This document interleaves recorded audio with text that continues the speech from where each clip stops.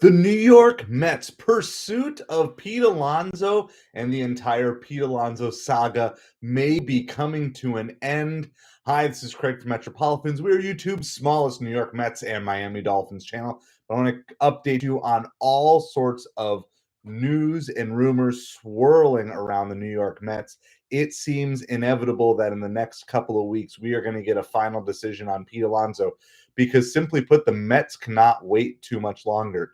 They have a budget, but they also have money that they need to spend to make the best lineup possible. And part of that is, Pete, you're either in or you're out.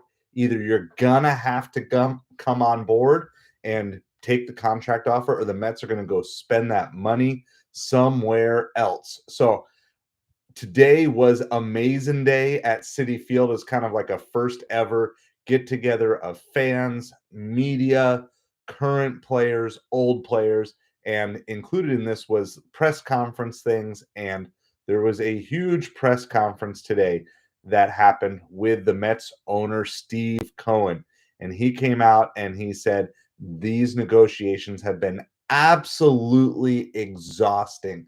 They have not been fun. That he feels, essentially, I'm paraphrasing here, that Alonso and Boris are simply not negotiating in a fair understanding of negotiation.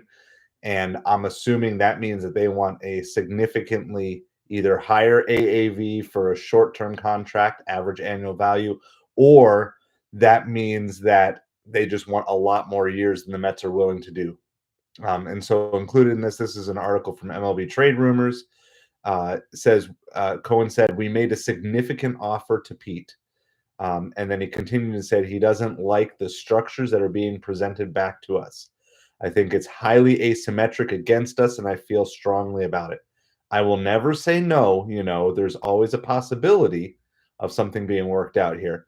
But the reality is we're moving forward, and as we continue to bring in players, the reality is it becomes harder to fit Pete into what is a very expensive group of players that we already have. And that is absolutely what has been going on. And so you've got that. Hey, how's it going, playing Sharks? Yeah, I know. We've been trying to build this channel and trying to get other long form videos up on the other channel, but we'll be back at it soon. Don't worry. Probably tomorrow. So anyway, there's a lot of stuff going on here, and basically it's sounding like at this point Steve Cohen is like, look, we can maybe flex up a little bit here. We can work with you a little bit, Pete, but we're really putting out reasonably what we are willing to offer you. And it's time for you to either get on board or get out of the way. That's basically how I read it, the whole thing. There's not much more to say other than you're going to start to see the Mets have to make some decisions here. And so this leads to a couple of things related directly to Pete Alonso. So number one is this. The Mets are considering a trade for the former number one overall pick, Pete Alonso. The former number one overall pick, or sorry, not that. Wow, totally botched that. The former number one overall pick, Spencer Torkelson, to replace Pete Alonso. Totally botched that. Sorry about that. Still, so they are considering deals for that. I actually kind of like it. I think that Torkelson is just he was essentially the heir apparent to Miguel Cabrera in Detroit. I remember watching his first game that he played because it's a big deal. And I believe I still have a Spencer Torkelson autograph from his, I think it was even before he was actually a rookie. But the Mets are like, look, we've got to have some options here. And this seems like a really nice buy low scenario. I mean, obviously, you don't get drafted number one overall in the major leagues unless you have a high level of talent. You have to, that's just what it is. But sometimes that doesn't work out. And sometimes it doesn't work out with your first team. And sometimes that change of scenery does make a good thing. So obviously, I would prefer to go into the season with Pete Alonso, but Spencer Torkelson is being talked about as a potential trade target. And the good thing is, if you can figure this out, he's actually under team control, I believe, through 2029.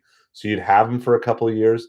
And the truth is, it's like Colt Keith is going to probably be taking over for first base for the Tigers. That's where Torkelson has played. There's just not room for him.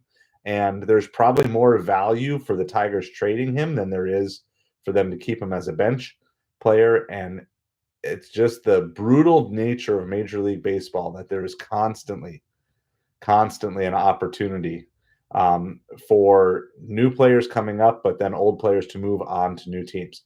Okay, so the other side part of this is, well, what if the Mets couldn't work out a deal?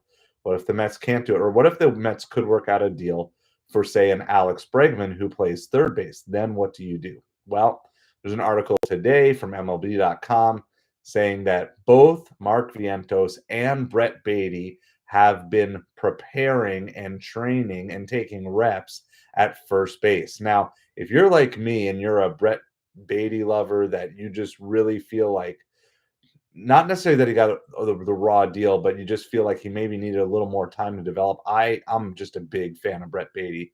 I would love him. I honestly thought that he was going to be traded this offseason, but I would love to see him catch on with the Mets. And it could be one of those when one door closes, another door opens, because if Pete stays on the team, there's major questions as to where Brett Baty even plays, right? I mean, if you're going to play Vientos mostly at third and then sometimes DH, and Acuna is going to be playing shortstop. And at this point in time, we still have McNeil playing some second, like there's just not many places for Baty to go. And you're probably not going to just be using Baty as a DH. So there is just a lot there. And so if you're a fan of Brett Baty, then there is a chance that if Pete doesn't sign with the Mets, that there is a chance that he would hop on there. So Sharon, Brett the Met. Yeah, absolutely.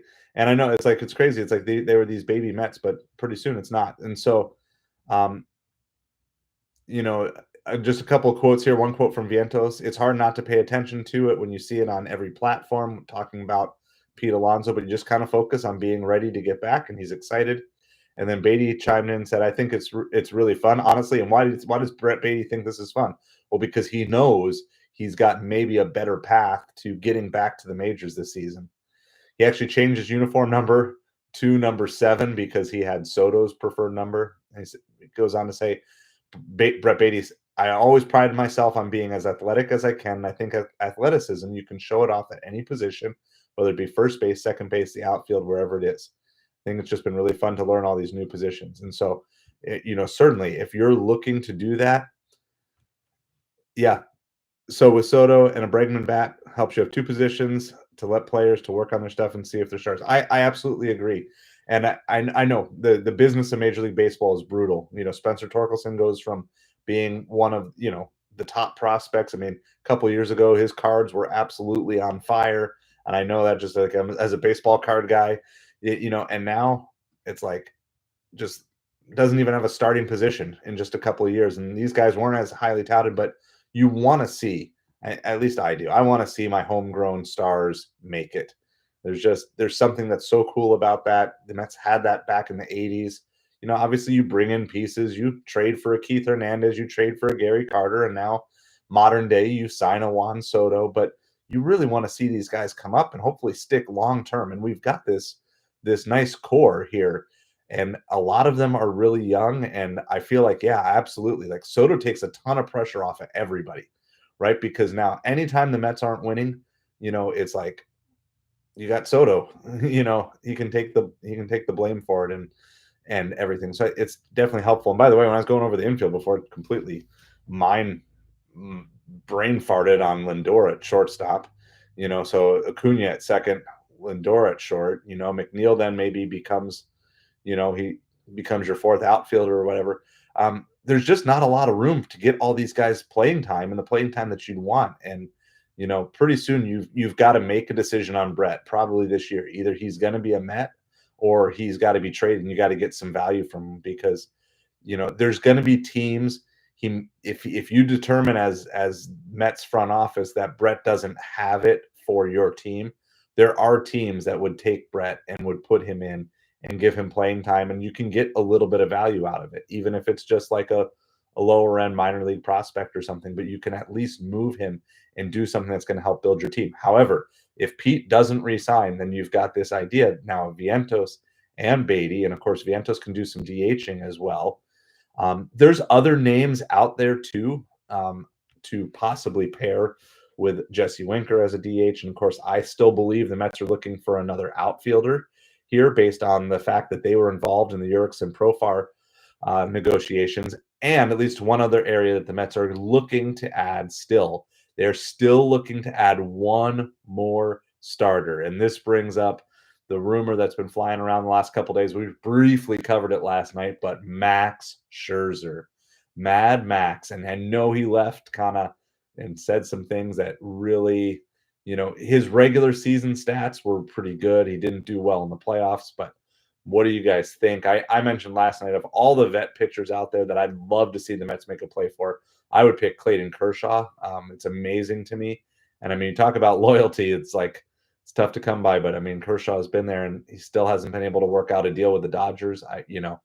If there's any of them, I know some of you guys are Flaherty fans, Jack Flaherty to come in, but I feel like there's a pretty good chance the Mets will be landing a veteran starter on a 1 to 2 year deal, most likely with opt-outs, maybe even mutual opt-outs after the first year. I'm not sure on that, but yeah, I know. I don't like the play, but the Mets are still scouting him out. What it means for sure, though, is the Mets are not confident in their starting five being the best five that they can put together this year. They're looking for at least one more starter. And, I wonder if any of these vets would be willing to do what John Smoltz did at the end of his career, where Smoltz went to a reliever. Now, of course, Smoltz went all the way to a closer, but I wonder if some of these guys would really be able to thrive well in just pitching really hard for an inning or two. Having someone like a Kershaw or a Scherzer come out of your bullpen, I wonder if their egos could handle that. But if they could, I feel like that would be a really good piece. And because then they're essentially like a coach, right? They're kind of a coach to all your bullpen pitchers. So yeah, I agree. I have not heard any rumors tying Kershaw to the Mets. I wish I had, but like just as a fan, he's the one, like you bring him in and you really limit his innings. You kind of run him as the sixth starter and you let him skip a start every once in a while, and you only really ask for 5 innings out of him most of his starts, and then you just try to have him in tip-top shape for the playoffs. I would love to see that. I'm just not a Flaherty fan. That's just kind of me personally. I understand some fans like it, but I don't know. I think I will be more surprised if the Mets don't add another starter before opening day than afterwards. I think I would be pretty surprised if they did not add at least one more starter into their rotation in some capacity or another. Yep, exactly. And the Dodgers, I know the Dodgers are the team everyone's making fun of because they're spending so much money, but ultimately there is every owner has their personal salary cap, right? I mean, even Steve Cohen, who probably is the richest owner, I don't know if that's for sure, but he's one of the richest, if not the richest owner. He's not going out there. He's still making good business decisions for what he sees. And he's like, look, we made an offer to Pete. We believe it's a fair offer. We believe it's a market offer. There's opt-outs,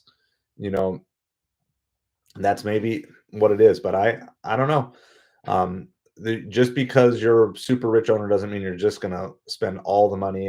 And you got to imagine the Dodgers, especially with these deferred contracts, the Dodgers essentially need to keep winning in order to pay the bills, right? Like the Dodgers have almost set up their own Ponzi scheme out there, just like the Mets are still paying Bobby Bonilla. Well, the Dodgers are kind of doing that to themselves.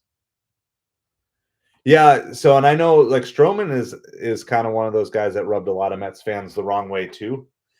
I think I find it hard to believe that McNeil is going to be with the Mets by the end of the season for sure.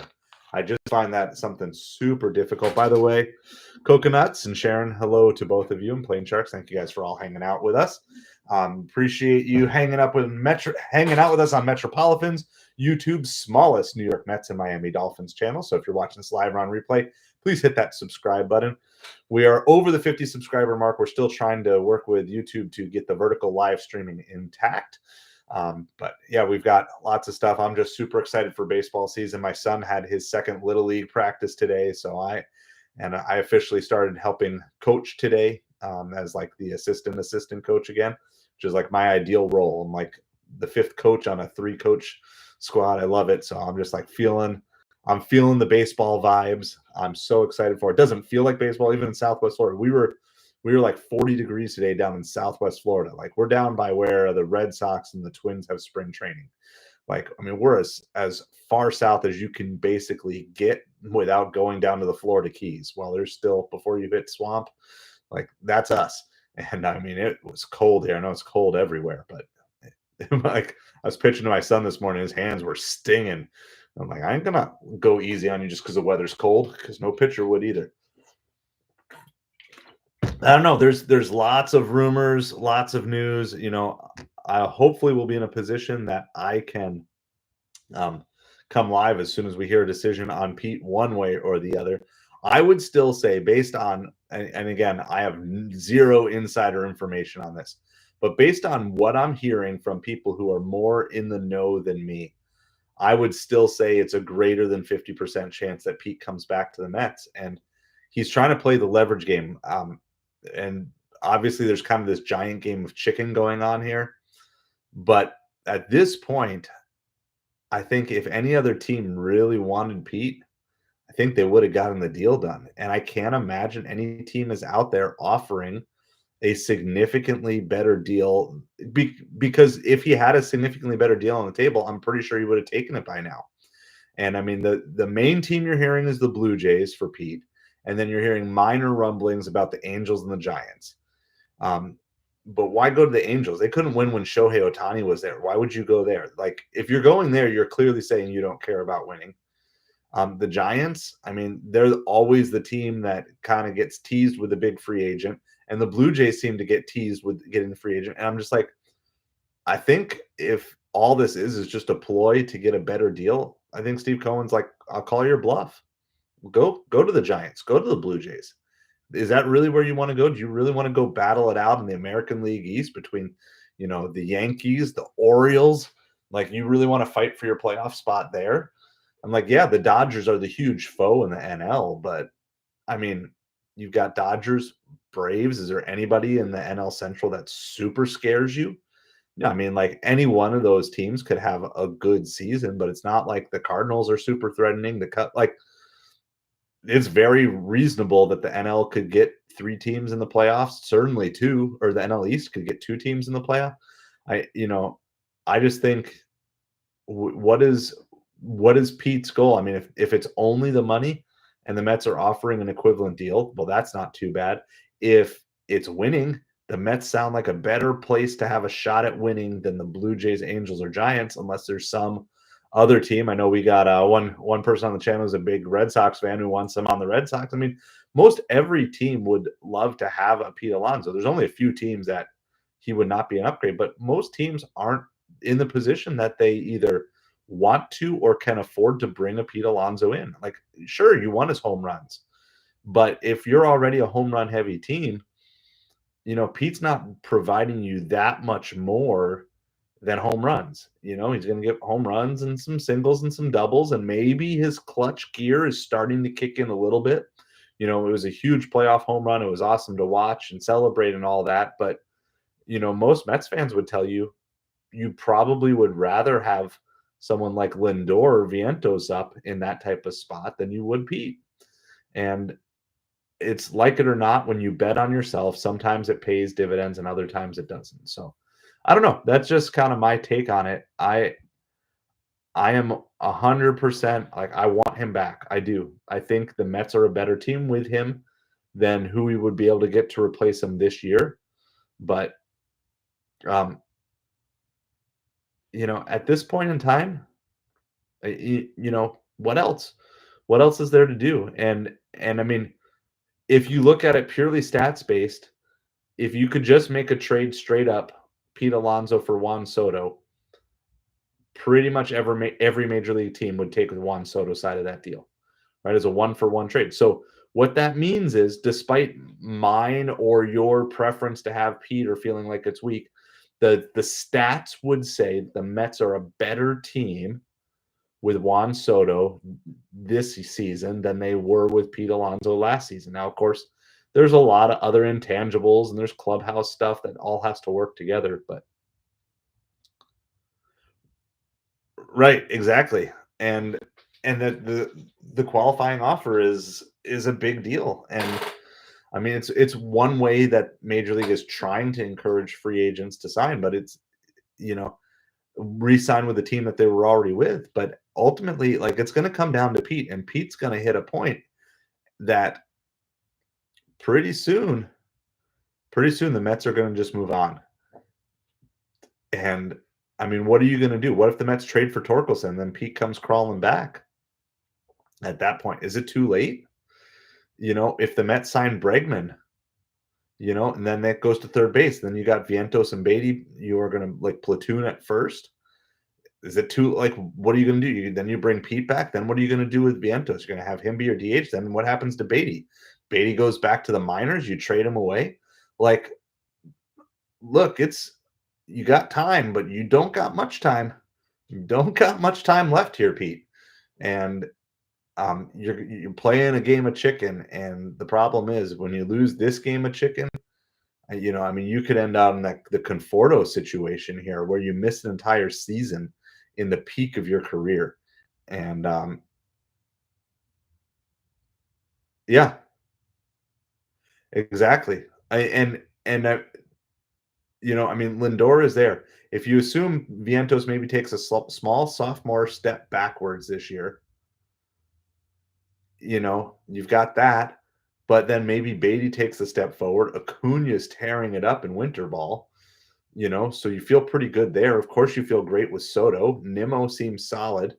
And, if you can snipe one other decent outfielder, I mean, the Mets would love to trade Marte, and I'm sure they're just having trouble even with eating the contract. Like, who wants him? That's puts him in a difficult spot. But you've got the makings, and of course you got Alvarez. I mean, if I'm a Met, I would like to have a second catcher who's good. One of the things that I've always noticed about the Braves always seem to have two good catchers on their staff, like two good hitting catchers. I would love to have someone behind Alvarez let Alvarez sit a game a week with, so he can stay rested, or let him DH, and then you can still have.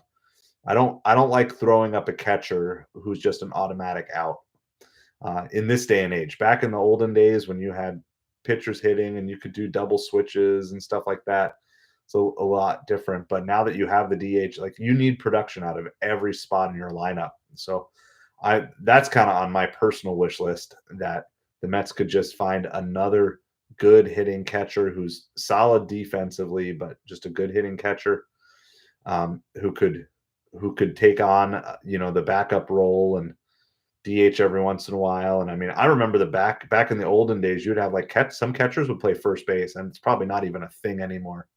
But something along those lines. But no, I mean, Pete is running out of time, and I want him back. And I think through all the ups and downs, and reading lots of comments of lots of Mets fans, and you never know for sure, but even the few that I see down in Florida that I talk to, pretty much everybody wants Pete back.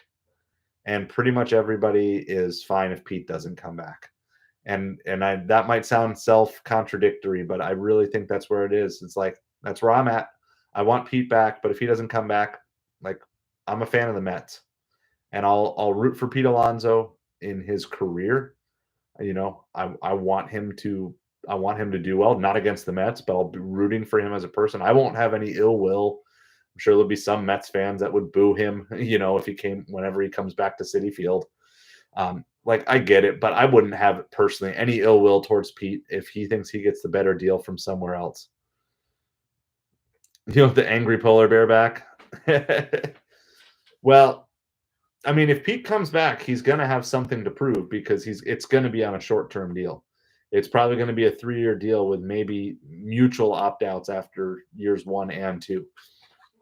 So you're gonna get the Pete Alonso who's trying to prove himself. And I think the other thing that this tells me is I just don't think there's really much of a chance, even if Pete does resign this offseason. I just don't know if there's much of a chance for Pete to be a lifelong Met at this point. He kind of had his chance with that 6-year, 158 million. He turned it down. So yeah, exactly. I there's just not a reason. And from the Mets perspective too, if they think they legit have a shot at Vlad Guerrero Jr. next year, why would the Mets want to be locked into a 3-year deal with Pete? Because then what are you going to do? Let's say you can convince Vlad to sign. Well, what is that going to look like? You're going to platoon Pete and Vlad between your DH and your first base? Are you going to try to convince Vlad to go back and play third base? Like, you know, at that point, is Vientos going to be a star a year from now where he's just going to be locked in at third base? Like it's hard to really piece all these things together. And I think that's maybe part of what the Mets are protecting them. The Mets went all out. They set up their offseason to get Soto this year. And it certainly feels like they're trying to set up their offseason to get Vlad Guerrero Jr. next year. And at least to make a good run at him. You can't guarantee it, but they want to make that run. And then your infield of, like, say, Vientos, Lindor, Acuna, Vlad, and then Baty plays some third, and Baty and Vientos switch off for your DH. You got Alvarez behind the plate, and then you got a Soto, Nimmo, and then you get one other top tier outfielder. Like, all of a sudden, like, that's a good lineup up and down. There's really no holes for the most part. And then you just focus on your pitching. But the Mets do have some pitching in the minors that maybe needs another year, that everything could start to come together after that. Good evening, Kaylee, and good evening, Jonathan, to you as well. Thank you guys for hanging out with us. Pretty much talking all things Mets. I keep, like, incessantly refreshing. Yeah, sometimes that's what it is. Yeah, the Todd Huntley and for Mike Piazza, and I mean, that was for me as a kid. That was so huge. I was a catcher in Little League, so I kind of always just had my favorite catcher. Mike Piazza became my favorite catcher, even while he was with the Dodgers. And then I heard he was traded to the Marlins, and I was just absolutely, like, heartbroken because I so wanted him to come to the Mets. And then what it was, it like 12 days later, he was like on the Marlins for like 10 or 12 days. He got traded to the Mets, and I was so. I mean, that was like peak. That was some of my peak Mets fandom because I was super young when the Mets won the World Series. Like, I remember some of it, but, like, just as a teenager having Mike Piazza, my favorite player, end up on my favorite team, it just doesn't happen that often. So, but yeah, so it's just a bunch of different things going on, and I just feel like we're gonna have to see some resolution, or the answer is just gonna be there's not gonna be room for Pete because Pete can sit around all he wants, but the Mets can't sit around waiting for him. He's got some things. Cohen's got players. He's got to get signed. You got to fill out this roster, and it's like you're kind of holding things up here. You got Baty, you got Vientos. They're training in on first base. Like, if Pete comes back and signs, well, then a lot of that training kind of, I don't want to say is wasted. It's always good to have flexibility, but there's other things those guys could be working on other than learning how to play first base. And every sign I'm seeing is you got time, Pete, but you maybe have days, not weeks here. So, Red Man, Pete Alonso needs stop reject. So,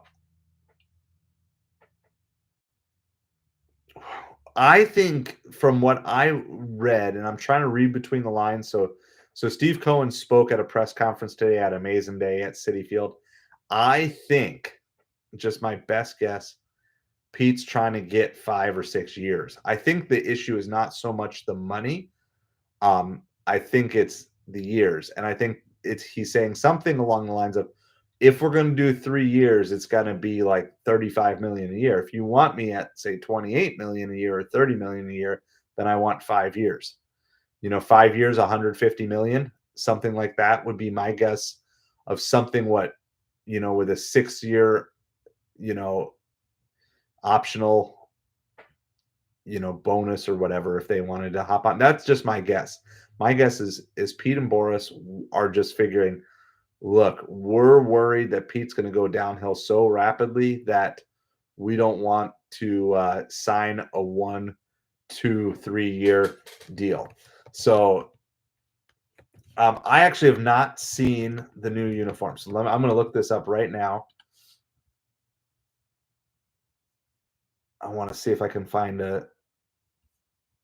want to find this really quick because I've been out working all day today. And so I literally just got home. All right, the alternate. I'm going to bring this up here really quick.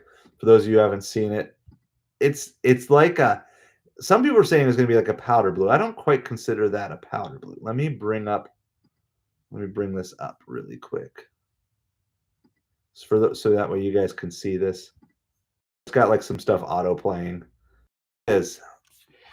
So that is credit of Andrew Tredenick, apparently from X, posting that. So it's like I don't know how to phrase it exactly. It's like a muted blue. Like it almost is like it's like blue, but it has like a sheen or a shine over it or something like that. So that was that. So that's the new uniform in case you have not seen it. That is their alternate road uniform.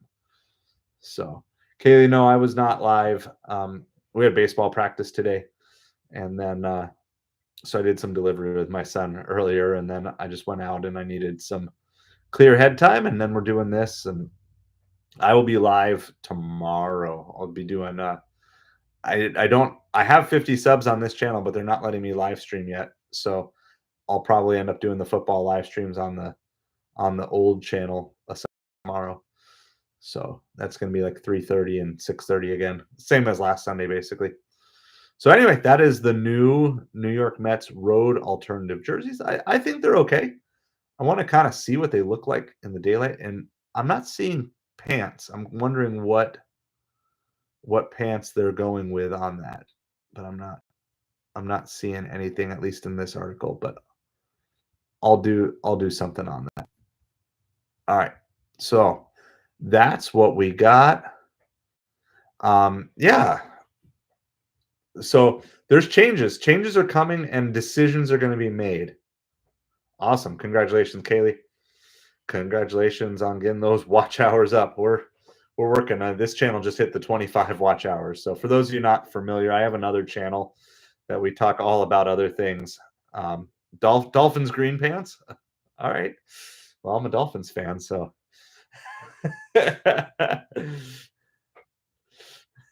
dolphin green pants. Like the fish, dolphin fish, or Dolphins football team. Anyway, in order to get monetized on these channels, there's lots of work that YouTube creators have to do. So Kaylee's been a loyal subscriber over on the other channel for a really long time, probably a year at this point, and she's been working on doing that. So if any of you guys are out there live streaming or doing like sports streams, I definitely want to follow you guys on this channel. If you guys got your own sports streams or sports channels that you're doing, definitely want to support other small new creators. There's lots of big creators out there. There's lots of like networks and different things, and some of those big creators did the same thing that I'm doing, just started from the ground up. But I'm really excited for this upcoming season. I'm ready for games to start being played. So I'm excited about that. We will be doing some football coverage also over the coming days. I'm going to record my picks for NFC and AFC Championship. I'm going to record that video and put that up as soon as we're done here. So I have that done and ready to go. Don't necessarily follow my picks. I've been doing maybe slightly above 500 for the playoffs. But yeah, if you guys have any other Mets thoughts or any other baseball thoughts, I'm just not seeing, didn't look like I tried to run through all the things. The Astros sound like they're still in it on Bregman. They sound like they were all out on Bregman like a week and a half ago, and now sounds like they're all in. And Altuve's like, I'll move to the outfield just so Bregman can come back and play with us. But other than that, didn't really look like there were many other major signings today. So the big news is just kind of all revolving around what's going on, because you know, I think if you see the Mets trade for a first baseman, I think that's the sign that they're done with Pete. I think that's what you work for. I think as long as you're hearing just rumors of Baty and Vientos learning first base, then the door is open for Pete. But I think as soon as you hear that, or if you hear announced a Bregman signing, I think all of a sudden then you're going to get in trouble, because not necessarily in trouble, but you're just going to get to the point where there's not going to be room for Pete. And that's the sign that they'd be moving on at that point. But appreciate all you guys. If you haven't hit that subscribe button, please do so. We will be back. I'm going to be doing this probably around 10 o'clock at night, as many days as I possibly can, up until we look like we have a final Mets roster. We'll also cover some of the other signings that go on around baseball, especially as some of these other big names come off the board. But I appreciate all of you. So please, again, hit that subscribe button. We are Metropolitans, YouTube's smallest Miami Dolphins and New York Mets channel. I know it's a weird combination, and I'll tell you all the stories someday. But thank you so much. As soon as we can do some vertical live streaming on here, I got to figure out if I need to do something else to get YouTube to let me do that. We will start doing that, and we definitely have goals to be live streaming some of the Mets games, as many of the Mets games as we possibly can. Yep, Vlad Guerrero, and I don't know. I mean, is there any chance the Blue Jays sign Pete and trade Vlad? Maybe that's what it would be, but I don't know. I don't know how you would pair both Pete and Vlad on the same team. I just wonder if the Blue Jays and the Giants, they just always seem to be the two teams that everyone uses as leverage, and then no one actually signs there. You know, they used, even for Shohei Ohtani, they used the Blue Jays as leverage when they didn't even probably need to. And, the New York Giants and Aaron Judge, they used for leverage. I don't know. That's not my call. I haven't run the numbers and seen what it is, but I don't know if I give them 5. But I don't have 500 million to give away, so it's really hard to see one way or the other. Yeah, exactly. But you don't want to be paying your DH 30 million a year. And I think that's the problem. And I think honestly, if you could get Pete to be honest, he would say, I should have taken the 6-year 158 million. I think that was a fair offer. It was with the known decline, and now we'd be like 5 years left, because I think he had that like last off season was offered to him. So he'd have 5 years and however much he was going to get paid.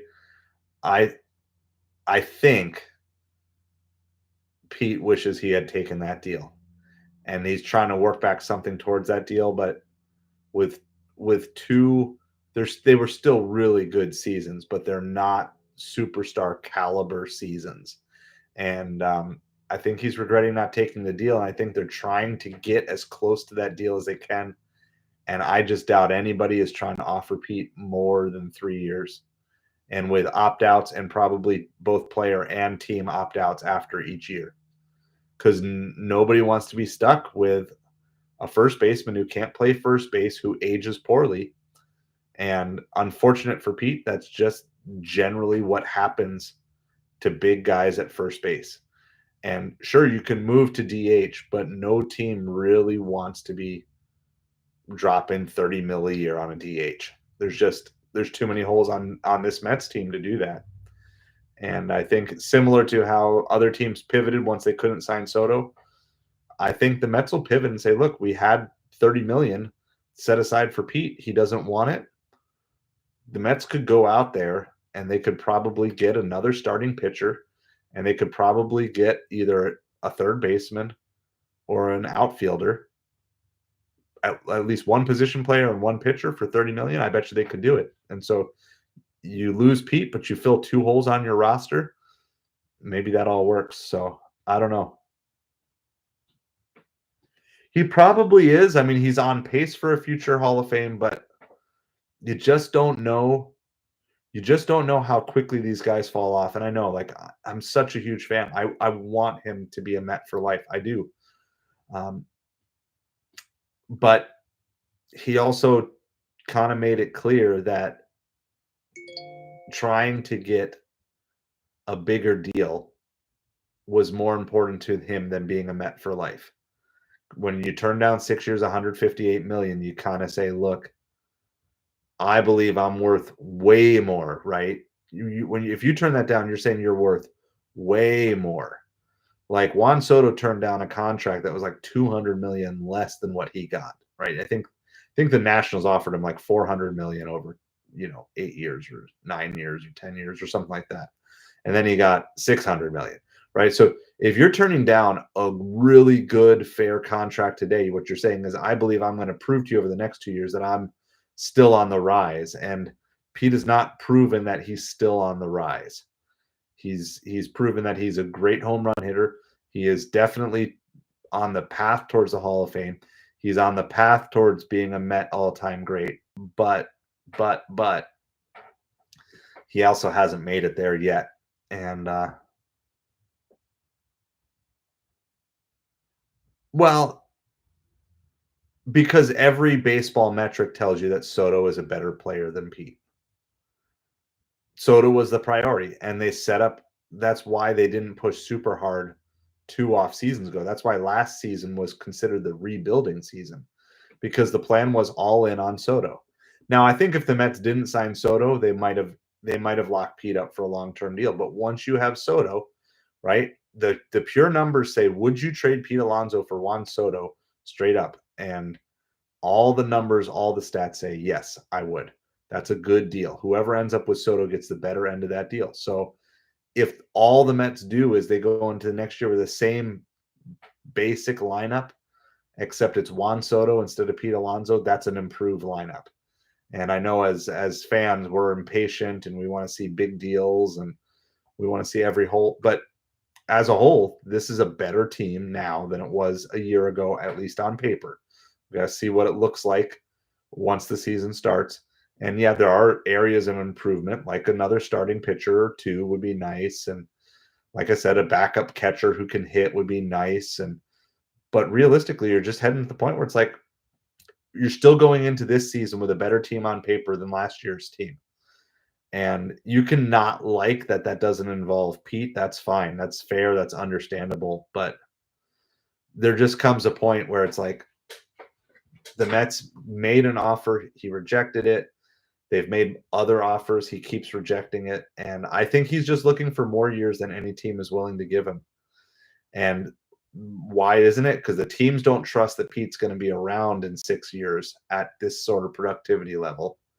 And to me, if he's desperate for that 5-6 year deal, it's telling me that he doesn't trust that he's going to be around. The fact that he's not wanting to sign a pretty decent high AAV contract for 3 years with opt-outs tells me that Pete's scared to bet on himself again. And honestly, isn't that the general idea, is that Pete's not good under pressure? Do you really want Pete Alonso, who's pressuring himself to try to maximize his home runs this year so he can opt out and sign a big contract next year? You might get the 225 Pete Alonso. You get 40 home runs, but a 225 average is going to kill as many rallies as it is. You ideally want a Pete that's pressure free, and there's just not. Steve Cohen doesn't want to offer him the 5 years or the 6 years, and based on not Pete's history, but just the history of big men at first base, it's hard to sustain as you get into your mid 30s and beyond. And it's really hard to justify spending $30 million a year on a designated hitter if that's what you think Pete's going to be. It's like I don't have all the numbers, but all these experts, they know what they're running, they know what they're projecting all the way down the road. So I haven't seen. I've always don't know how to say his name, Casas or Casas. I'm not sure how to say it. I haven't seen him play much, so I know of him, from collecting baseball cards. Raw talent. I think Torkelson I think Torkelson's a nice buy low opportunity. Now you might end up giving up Baty in that, or you might end up having to trade. I hope they don't trade anybody super huge, but maybe it's one of those Baty gets the change of scenery and Torkelson gets the change of scenery and something along those lines. There's no guarantee it's going to pan out, but maybe that's better. Leave Vientos at third and let Torkelson come in, and you got him under control for multiple years.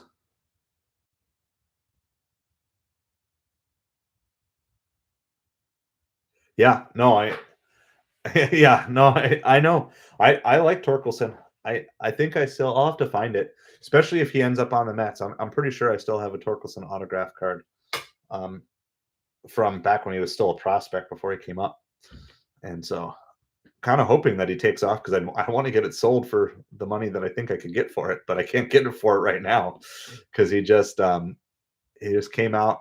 He was on fire. He had a really good start to his career the first couple months, and then just kind of fizzled. And maybe too much pressure trying to follow up Miguel Cabrera. It's tough. And now Colt Keith, he's there, and they got their first baseman. So to the trade block he goes, and yeah, I mean, I think it's good that there's options like that available. It definitely gives Cohen and Stearns a lot of flexibility here. That you can hunt for Bregman, get a third base, and then put Vientos and Baty at first, since they're both been working there, and Vientos could go back and forth between the two on the Bregman off days or Baty or whatever.